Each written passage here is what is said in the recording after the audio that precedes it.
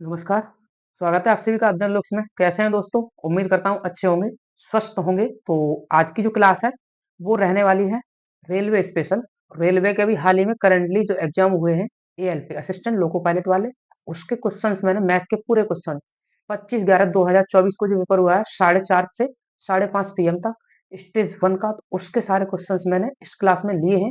अगर आगे आप रेलवे के किसी भी एग्जाम की तैयारी कर रहे हैं, like NTPC, RPF, SI, constable या फिर ग्रुप डी, अगर इस एग्जाम की आप तैयारी कर रहे हैं तो ये क्लास आपके लिए बहुत ही महत्वपूर्ण हेल्पफुल रहेगी। तो आप क्लास को अंत तक जरूर देखें, और जो क्वेश्चंस हैं बेस्ट मेथड के साथ मैं आपको सॉल्व कराने वाला हूँ, बिल्कुल ट्रिक के साथ सेकंडों में क्वेश्चन सॉल्व करेंगे। आप देखेंगे मेरी टेक्निक्स और क्लास को पसंद भी करेंगे। तो चलिए शुरुआत करते हैं क्लास की। तो क्लास का पहला सवाल आप देख सकते हैं, बेहद आसान बेहद खूबसूरत सवाल आपकी स्क्रीन पर है, तो आप इसे पढ़ सकते हैं। समीर के पास 6 सेंटीमीटर व्यास वाली एक ठोस गेंद, धातु की गेंद है, वह इससे पिघलाता है और इस पदार्थ का उपयोग एक ठोस बेलन बनाने के लिए करता है। यदि बेलन का व्यास गेंद के व्यास के समान है तो इसकी ऊंचाई क्या है? तो आप लोग जानते ही हैं कि धातु की गेंद को पिघलाया जाएगा और उससे एक बेलन बनाया गया, तो इससे उसका मटेरियल जितना था उतना ही सेम रहेगा। पहले जितना गेंद में मटेरियल लगा हुआ है, जितनी धातु से गेंद बनी हुई है, उतनी से ही बेलन बनेगा। तो इससे हम क्या कह सकते हैं, उन दोनों का आयतन समान रहेगा। तो ये कंसेप्ट आप लोगों को ध्यान रखना है। तो यहाँ पर होगा क्या, जो गेंद का आयतन है वो बेलन के आयतन के बराबर हो जाएगा। तो दोनों को हम कर रख देंगे B1 बराबर B2। और गोले का आयतन आप अच्छी तरह से जानते हैं कितना होता है, 4/3 पाई आर क्यूब, और इसका आयतन हो जाएगा पाई आर स्क्वायर एच। आर दोनों की समान मैंने क्यों लिया, क्योंकि इसने बोला है कि बेलन का व्यास गेंद के व्यास के समान है। जब व्यास दोनों का समान है, उनकी त्रिज्याएं भी समान होंगी, तो यहाँ पर अब इस आर स्क्वायर से, इस वाले से ये पूरा खत्म हो जाएगा आर स्क्वायर। तो यहाँ पर एक आर बच जाएगा। इधर पाई से आप पाई कैंसिल कर देंगे, तो अब यहाँ से बचा 4/3, और इधर आर बचा है। तो आर का मान यहाँ से आप बता सकते हैं कितना होगा, 6। अगर व्यास है तो आर कितनी हो जाएगी, 3 सेंटीमीटर। और इधर ओनली बचेगा एच। तो क्या था इस क्वेश्चन में, इतना आसान सा क्वेश्चन था, बिल्कुल आसान तरीके से मैंने आपको बताया। तो एच बराबर हो जाएगा इसका 4 सेंटीमीटर। तो 4 सेंटीमीटर इस सवाल का सही उत्तर है, जो ऑप्शन तीसरे में दिया गया है। तो आप लोगों को अच्छे से समझ में आया होगा। अब बढ़ेंगे अगले सवाल की ओर। नेक्स्ट क्वेश्चन देख लेते हैं। बड़ौदा ने जयश्री से 9,000 रुपए की धनराशि 10% वार्षिक चक्रवृद्धि ब्याज की दर पर उधार ऋण ली, जो वार्षिक रूप से संयोजित होती है। सभी बकाया चुकाने के लिए अरोड़ा द्वारा 2 वर्ष बाद भुगतान की गई कुल राशि ज्ञात कीजिए। तो इसको आपको दो तरीके से बताता हूँ। पहले जैसे आप लोगों को एक फॉर्मूला याद रखना है, जैसे 10% या कोई भी रेट हो, X% और Y% रेट है मान लीजिए किसी की भी, तो आपको इसकी कंपाउंड की इफेक्टिव रेट निकालनी है। तो हम करते क्या है इसमें, x plus y plus x y upon 100, ये। तो जैसे आप दोनों साल के लिए रेट समान है, तो 10 और 10 कितना हो जाएगा, 20%।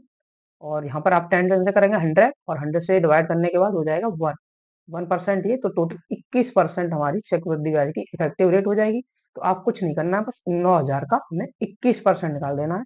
तो 9,000 का 121% निकाल सकते हैं डायरेक्ट, क्योंकि उसको टोटल धनराशि बतानी है उसकी 121%। 100 तो हमारा प्रिंसिपल हो जाएगा और 21 उसको ब्याज मिल जाएगी। 121% की वैल्यू हम बता देंगे। 121/100 करेंगे आप, 2 जीरो कैंसिल हो जाएंगे। इसका आप इससे मल्टीप्लाई करेंगे, एक जीरो लास्ट में रहेगा, 9 आ जाएगा, 9 टू जा 18, और 9 बन जा 9 और 1 10, 10,890 रुपए इस क्वेश्चन का सही आंसर हो जाएगा, जो कि ऑप्शन चौथे में दिया हुआ है। ऑप्शन चौथा का बिल्कुल सही हो जाएगा। इसी चीज को, इसी के लिए आप ऐसे भी कर सकते हैं, 10% 1/10 होता है, तो 10 से कोई भी धनराशि पहले साल 11 हो जाएगी, दूसरे साल फिर 10 से 11 बनेगी। तो टोटल इन दोनों को गुना करेंगे तो 100 से बनेगी भैया 121। तो हमें 100 की वैल्यू क्वेश्चन में दी हुई है 9,000। तो 2 जीरो यहाँ से कैंसिल हो जाएंगे, हमें बतानी 121 की वैल्यू। तो आप इसमें 90 से मल्टीप्लाई करेंगे तब भी ये सेम आ जाएगा, 10,890 रुपए तब भी आएगा। तो दोनों तरीके आप लोगों को समझ आए होंगे। तो उम्मीद करता हूँ। आगे बढ़ते हैं अगले सवाल पर। 3 के प्रथम 5 गुणजों का औसत कितना है? तो ये 3 के पहले 5 गुणज हम यहाँ पर लिख ही लेते हैं। 3 का पहाड़ा सबको आता ही होगा, बहुत ही आसान। 3, 6, 9, 12 और 15 यही होंगे। तो आपको इसका औसत बताना है, तो आप इसको क्या करेंगे, जोड़ने लग जाएंगे और फिर डिवाइड करेंगे। औसत की बात कर लेते हैं, तो एवरेज होता क्या है? एवरेज बराबर होता है sum of observation, sum of observation upon number of observation. ये होता है एवरेज। तो इसमें आप रखेंगे तो बहुत ही टाइम खा जाएगा, ये तो छोटा था। तो इसमें हमें करना क्या है, एवरेज का मतलब होता है बिल्कुल बीच वाली, जब लगातार यहाँ पर हमें सेम डिफरेंस है यहाँ पर, तो बीच वाली जो संख्या होगी वही हमारा औसत हो जाता है। तो 9, 9 इस सवाल का, 2 इधर से छोड़ देंगे आप और 2 इधर से, तो बीच में बचेगा क्या, 9। तो 9 ही इसका औसत हो जाएगा। तो यही हमारा सही आंसर है, जो कि ऑप्शन चौथे में दिया हुआ है। इसको आपको ऐड करना और डिवाइड करना कुछ भी जरूरत नहीं है, बस इस ट्रिक के माध्यम से आप इसको कर सकते हैं। तो 9 इसका सही उत्तर हो जाएगा। ठीक है दोस्तों, बढ़ते हैं अगले सवाल की ओर। ये है डिस्काउंट का क्वेश्चन। किसी सौदे पर 30% और 35% की दो क्रमिक छूटें की एकल छूट के बराबर है। तो आपने जो पिछले मैंने अभी आपको फॉर्मूला बताया उसका यूज भी कर सकते हैं। जैसे इसमें x% और y% की दो कोई छूट दी जाती है। छूट में क्या होता है, x plus y minus x y upon 100। ये हमारी यहाँ पर दोनों की छूट निकल कर आ जाती है। तो x का मान है यहाँ पर 30, वाई का मान है 35, माइनस 30 और 35 का यहाँ पर गुना करेंगे 30 इंटू 35 अपॉन 100, तो 65 हो जाएगा। था आंसर माइनस, यहाँ पर आप इसको मल्टीप्लाई करेंगे तो ये एक तो जीरो खत्म कर देंगे यहाँ से, तो 35 का 3 से मल्टीप्लाई करेंगे तो 105 होता है।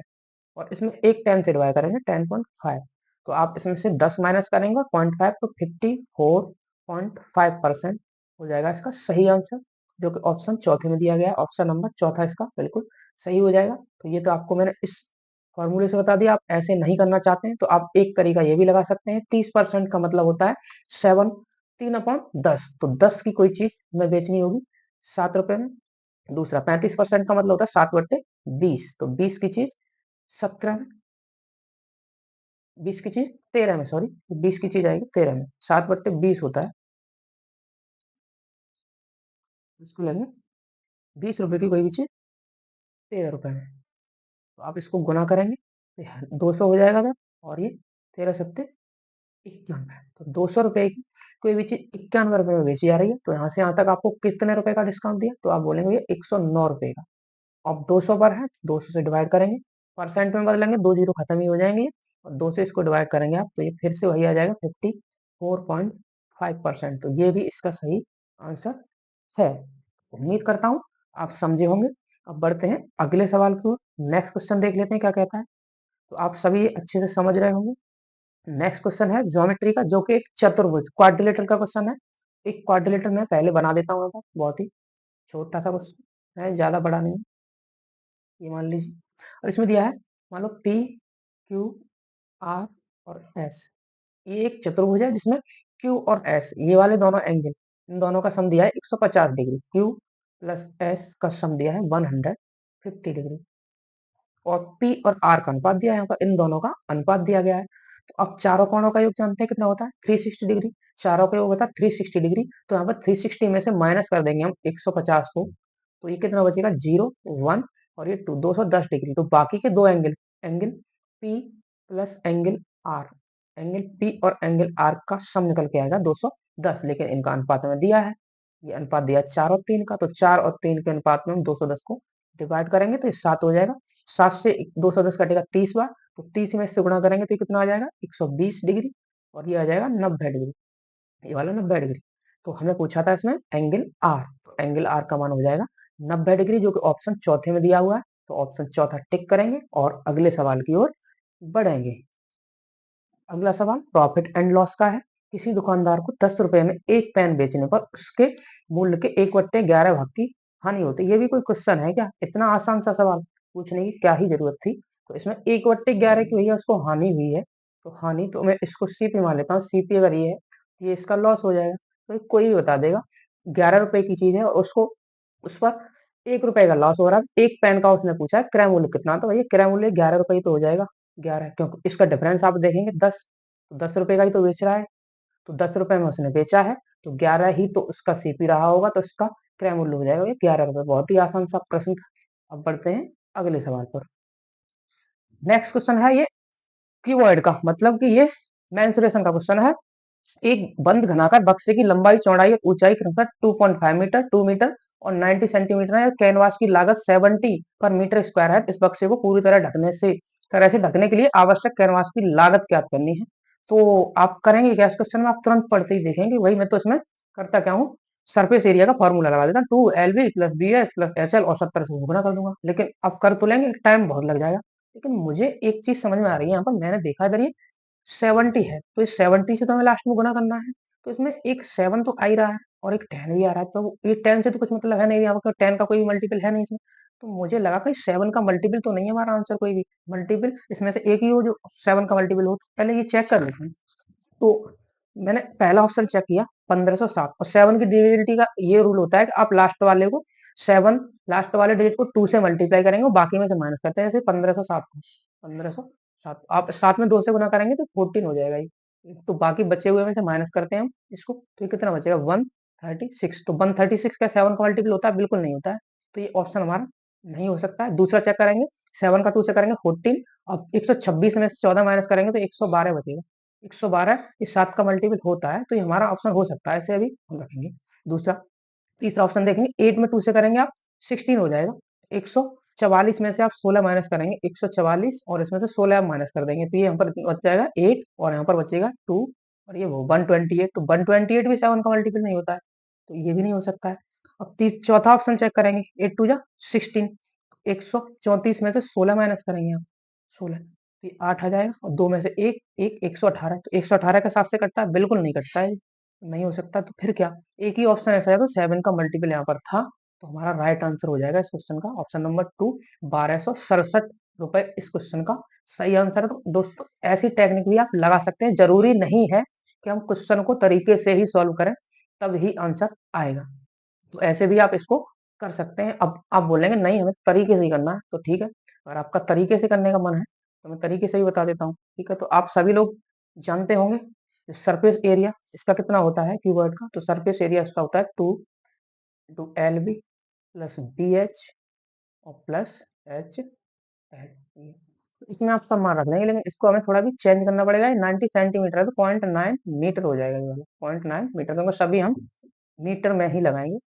तो आप रख दीजिए इसमें वैल्यू भाई। तो 2 L और B का मल्टीप्लाई करेंगे, 25 दूनी 50, तो 5 आ जाएगा। और यहाँ से मल्टीप्लाई करेंगे 9 का, और 2 से 18 तो 1.8 आ जाएगा ये। और 25 का 9 से करेंगे 225, 2.25। इन सबको आप ऐड करेंगे तो ये कितना हो जाएगा 2, ये 2 5 1 6 और 2 8 और 8 2 हो जाएगा 10, 10.5 मतलब 1.05 ऐड और होगा इसमें, तो आप टोटल इसको ऐड करेंगे तो 9.05 आ जाएगा। 2 से आप इसमें गुना करेंगे, 2 से गुना करने पर मिल जाएगा ये 18.1, ये 18.1। अब हमें चाहिए ये तो मीटर स्क्वायर हमारा इसका सरफेस एरिया निकल के आ गया। हमें चाहिए इसकी टोटल कॉस्ट, तो हमें इसमें 70 से गुना कर देना है, 18.1 इंटू 70। तो एक जीरो लास्ट में रहेगा, 7 8 7 जा 56 और 7 बन जा 7 और 5 होता है भैया 12, 1267। और यहाँ पर एक के बाद पॉइंट था तो यहाँ पर हम पॉइंट लगा देंगे। तो 1267 रुपए हमारा इस क्वेश्चन का सही आंसर है, जो कि पहले ही आ चुका है। इतना लंबा हम क्यों करेंगे इसे, जब हम इसको 7 की डिविजिबिलिटी से ही कर पा रहे हैं। तरीके से आप लोगों को करना है तो ऐसे करेंगे। तो आप लोग समझ पाए होंगे, मैंने जो शुरुआत में आपको तरीका बताया और दूसरा तरीका भी आपको समझ आया होगा। तो अब बढ़ते हैं अगले सवाल की ओर। तो नेक्स्ट क्वेश्चन देख लेते हैं। नीचे दिए गए व्यंजक को पूर्ण वर्ग में व्यक्त कीजिए। तो भैया पूर्ण वर्ग में से व्यक्त करना है, तो मैं तो इस क्वेश्चन को देखते ही मार दूंगा कि ये मुझे दिख रहा है ए का स्क्वायर है, ए का होल स्क्वायर है, और प्लस ये -3 में मान लेता हूँ -3b का स्क्वायर है, 3b का होल स्क्वायर, और इसे मान लेता हूँ प्लस का माइनस का सी का स्क्वायर है।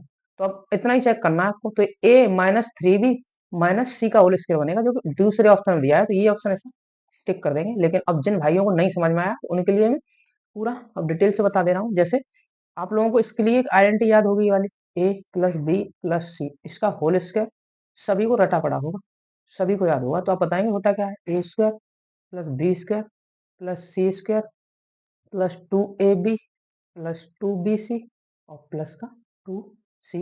ये तो ये आइडेंटिटी होती है। अब इस जो हमारा एक्सप्रेशन दिया है, मैं इसको इस फॉर्म में चेंज कर लूं।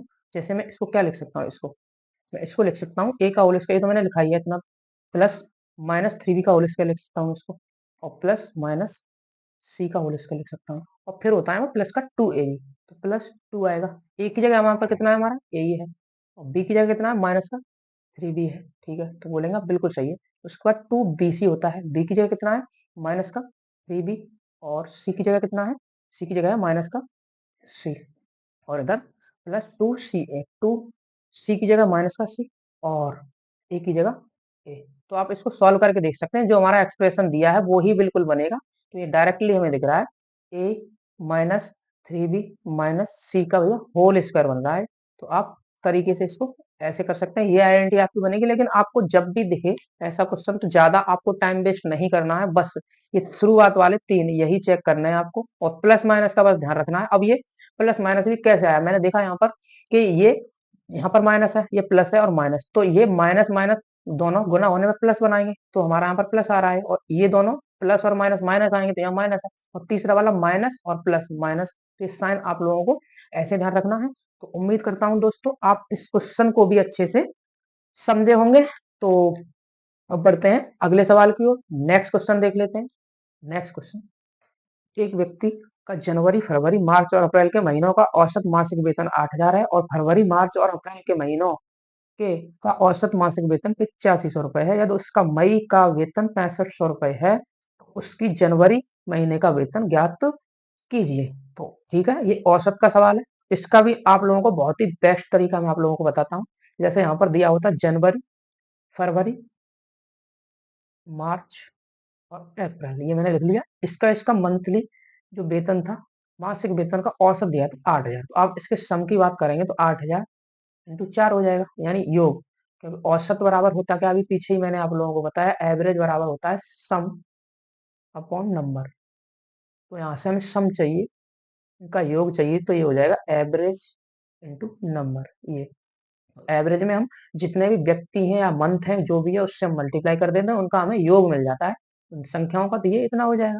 ठीक है भैया, अब आगे देता है फरवरी मार्च अप्रैल और मई के वेतन, मासिक वेतन का औसत दिया उसका। तो फरवरी मार्च और अप्रैल और मई, इसका भी दिया है उसने 8500।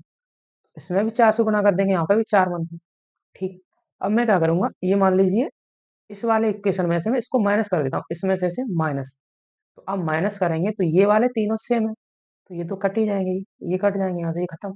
बचेगा कितना यहाँ से, जे जनवरी और ये मई का डिफरेंस बचेगा, और वो भी इसमें से आप 4 कॉमन ले लेंगे, 4। तो यहाँ पे बचेगा 4 कॉमन मिल जाएगा, 8000 माइनस 85। तो यहाँ से माइनस का 500 आ जाएगा ये। और यहाँ से एक का उसने मास एक मंथ का उसने वेतन दिया हुआ है 6500 रुपए मई का। तो मई का यहाँ पर आप रख देंगे जनवरी माइनस 6500, 6500 आप यहाँ पुट करेंगे और ये हो जाएगा, यहाँ पर 500 बचेगा ये। और 500 में 4 से आप गुणा करेंगे तो माइनस का 2000 आ जाएगा, माइनस का 2000।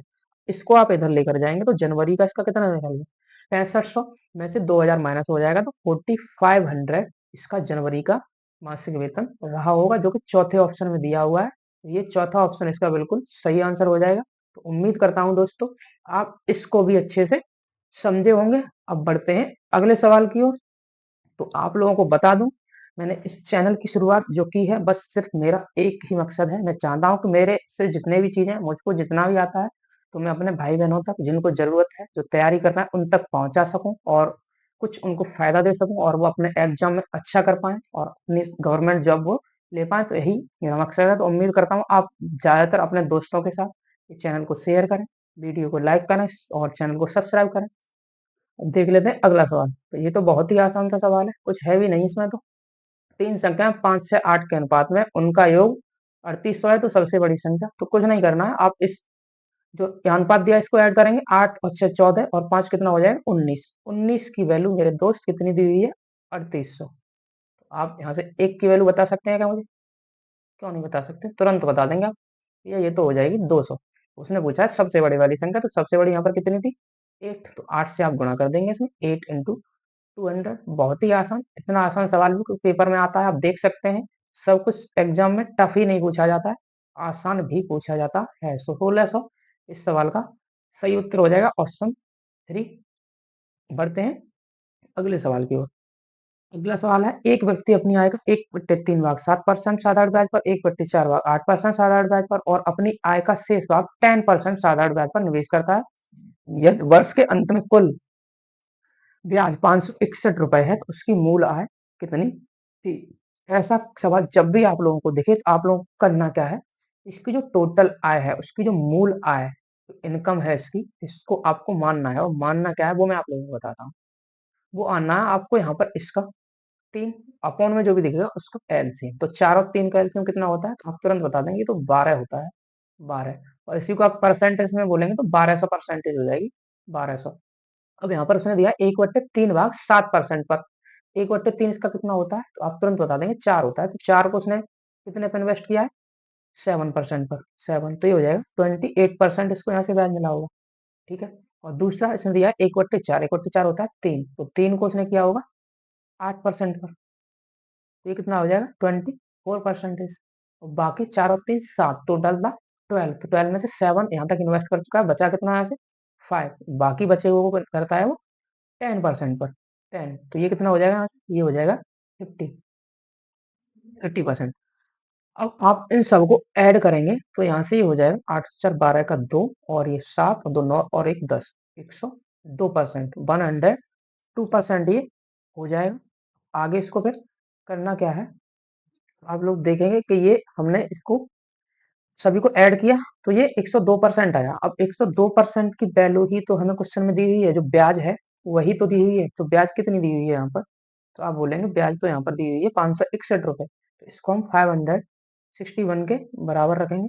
तो आप इसको डिवाइड करेंगे इससे, तो 1% की वैल्यू निकालेंगे कितनी आ जाएगी, 1% बराबर आएगा, यहाँ से 5 बार तो पूरा चला जाएगा पहले, तो फिर यहाँ से 510 हो जाएगा, ये 510 बचेगा 51, तो आधा और हो जाएगा, तो मतलब 5.5 के बराबर आ जाएगा। ये हमें चाहिए किसकी वैल्यू, हमें चाहिए 1200% की वैल्यू, तो 1200 का आप इसमें मल्टीप्लाई कर देंगे, 1200 इंटू 5.5 को मैं ऐसे लिख दूं 1/2, तो 12 पंजे 60, 6000 तो ये हो जाएगा, और 1200 का आधा कितना होता है 600, तो 6000 और 600 को आप ऐड करेंगे तो 6600 इसका सही आंसर हो जाएगा। 6600 रुपए उस व्यक्ति की मूल आय थी। तो उम्मीद करता हूं दोस्तों ये तरीका आप लोगों को पसंद आया होगा, और क्वेश्चन भी आप लोग समझ पाए होंगे। तो सही आंसर जो कि ऑप्शन चौथे में दिया गया है इसका, तो ऑप्शन चौथा इस क्वेश्चन का सही आंसर हो जाएगा।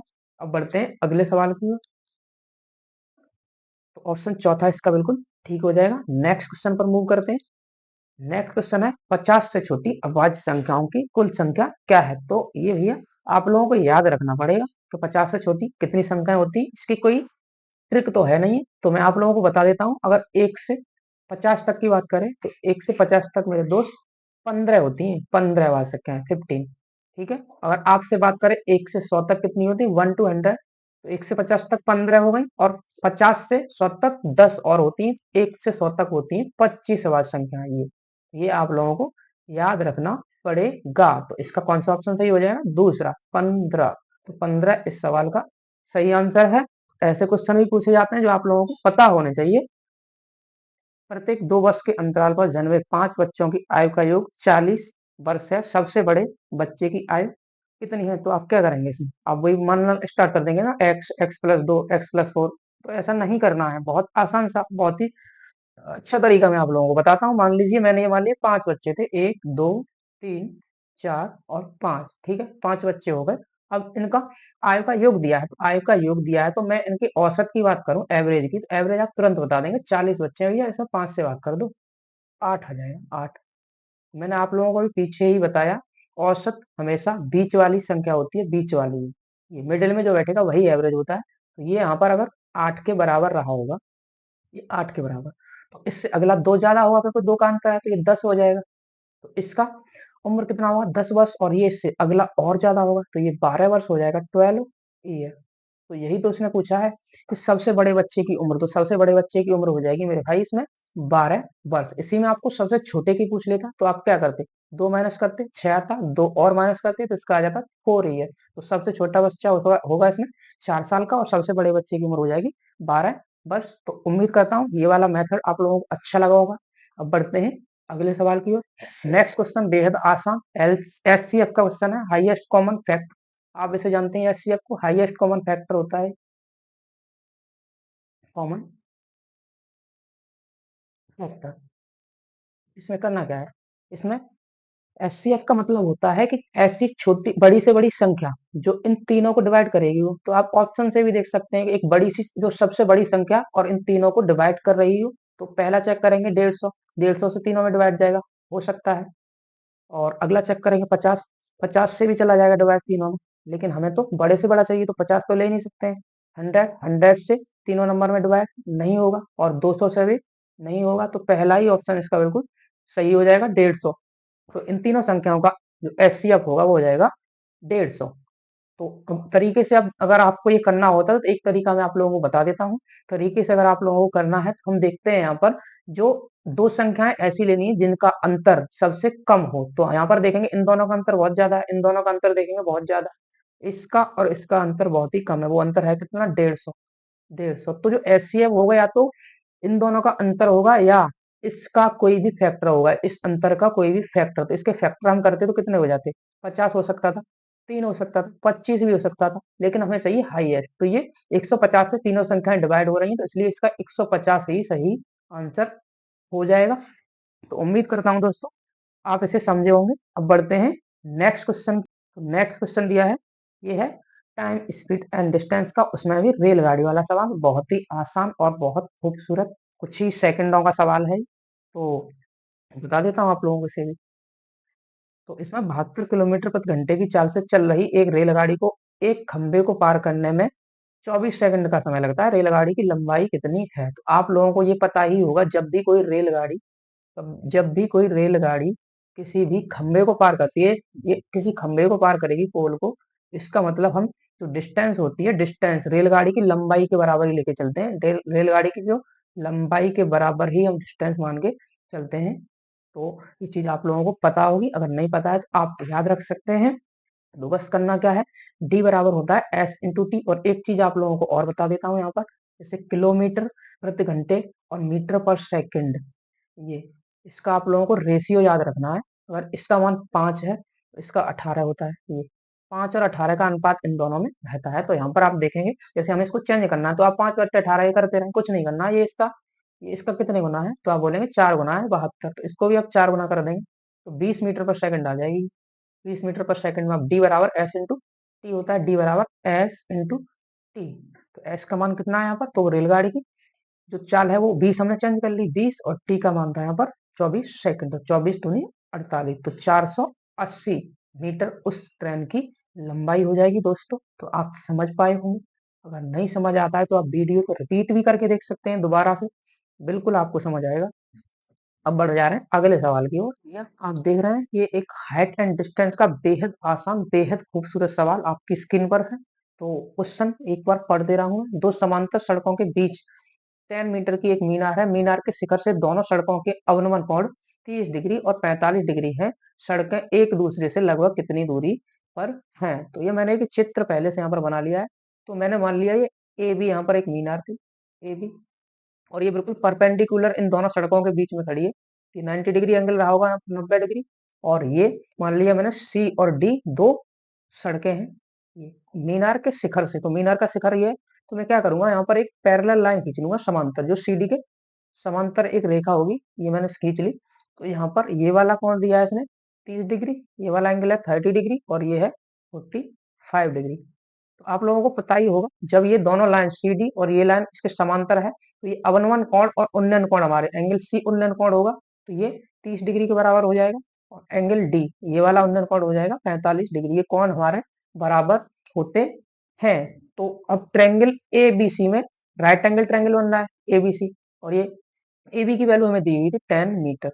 इस ट्रायंगल में ABC में पहले 10 30 लगाऊंगा तो 10 30 बराबर होता है 1/√3। तो ये 1 की वैल्यू अगर 10 के बराबर है तो √3 की वैल्यू कितनी हो जाएगी, 10√3। तो BC का मान हमें मिल जाएगा 10√3 मीटर। और इसमें ट्रायंगल ABD में 10 45 लगाएंगे, 10 45 बराबर होता है 1, तो 1/1 होगा ये। तो ये वाला 10 मीटर है तो BD भी 10 मीटर हो जाएगा, ये वाला भी 10 मीटर होगा। तो आप लोगों से पूछिए ये C और D दोनों सड़कों के बीच की दूरी, तो ये आप तुरंत बता देंगे। CD बराबर हो जाएगा, इन दोनों को CB और BD को ऐड कर देंगे तो 10 इन दोनों में से कॉमन मिल जाएगा, √3 + 1। √3 का हमें मान यहाँ पर लगाना पड़ेगा, तो हम ऑप्शन हमारे पॉइंट में दिए हुए हैं। √3 का मान आप सभी जानते होंगे, अगर नहीं जानते तो भैया आज के बाद आप याद कर लें, 1.732 ये मान होता है इसका, और प्लस आप बंद करेंगे इसमें तो ये हो जाएगा 10 इंटू 2.732। ठीक है, तो 2.732 में 10 से गुना करेंगे, एक जो पॉइंट है एक डिजिट राइट हैंड की तरफ खिसक जाएगा, तो इसका आंसर आ जाएगा 27.32 मीटर। तो 27.32 is the right answer of this question, जो कि ऑप्शन चौथे में दिया हुआ है। ऑप्शन चौथा आप इसके लिए टिक करें। तो दोस्तों आप इसको बहुत अच्छे से समझे होंगे। अब बढ़ते हैं नेक्स्ट क्वेश्चन की ओर।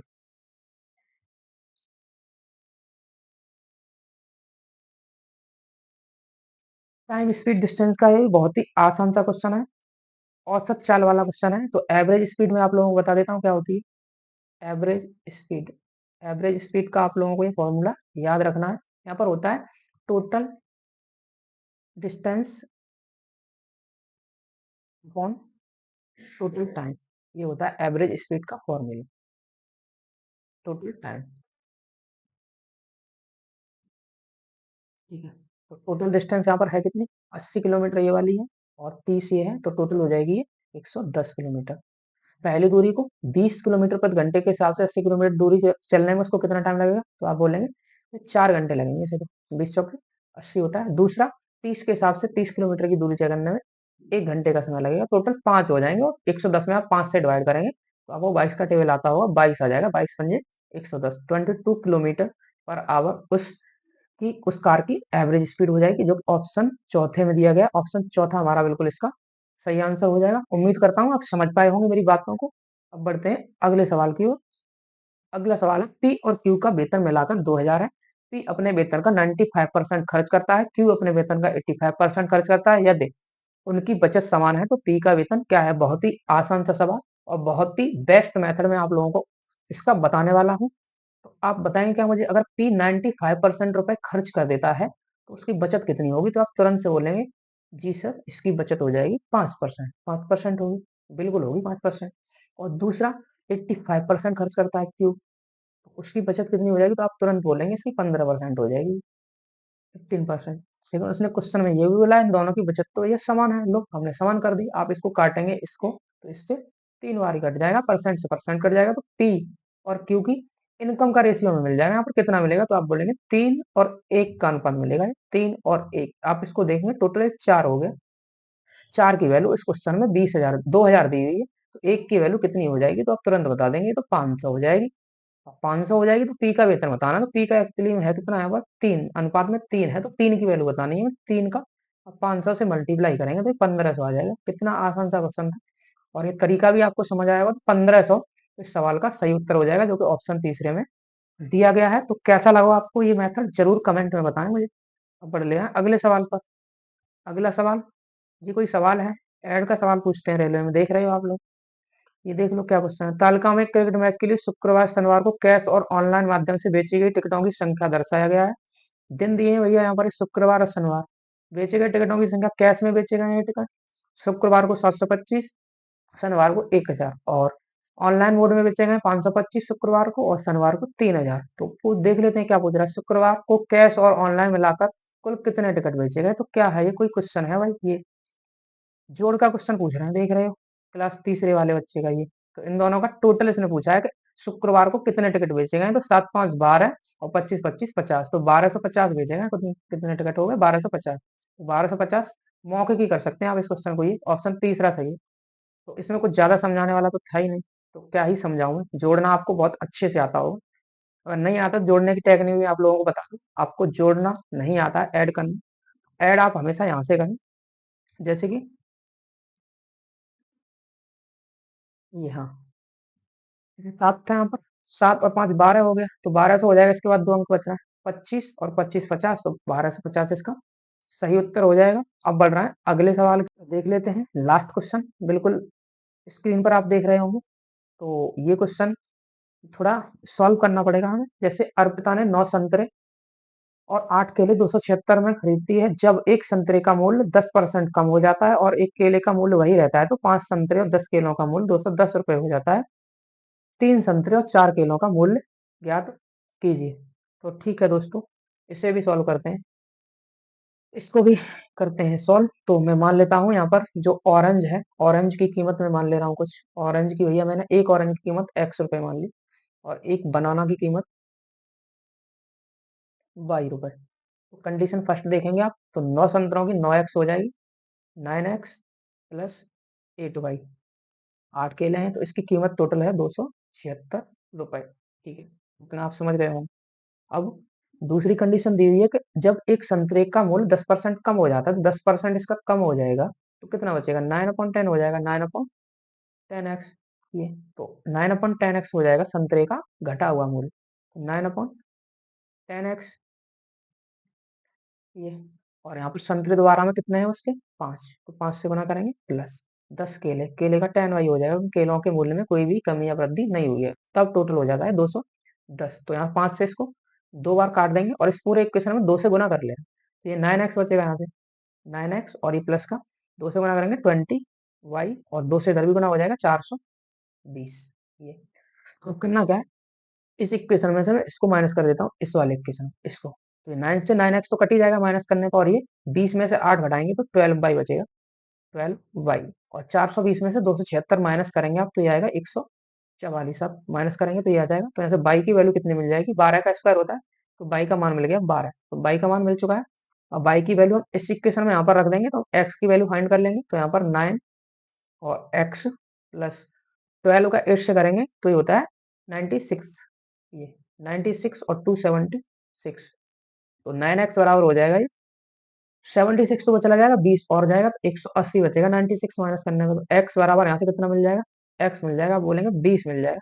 तो दोनों मान हमें मिल चुके हैं। तो इसने पूछा है 3 संतरे और 4 केलों का मूल्य, आरंभिक मूल्य क्या था, तो आप तुरंत से बता देंगे। 3 केले का, एक केले का मूल्य है 12 रुपए, तो 3 केले का हो जाएगा 36, 12 3 36 प्लस, और 3 संतरे, एक मिनट, 3 संतरे का था, तो ये मैंने थोड़ी गलती कर दी यहाँ पर।